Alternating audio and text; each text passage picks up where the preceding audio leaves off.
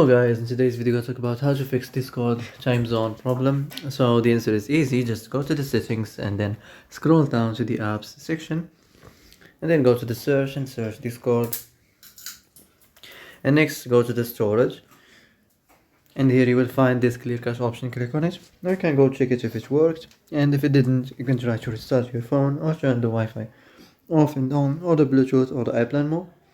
Also, you can try to clear data, but be careful. If you clear data, all the Discord's data will be deleted. This includes all files, the settings, the accounts, the databases, etc. So be careful if you want to clear your data.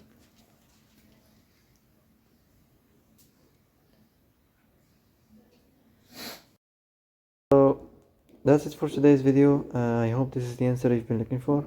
If you like this video, don't forget to like and subscribe, and see you in the next video.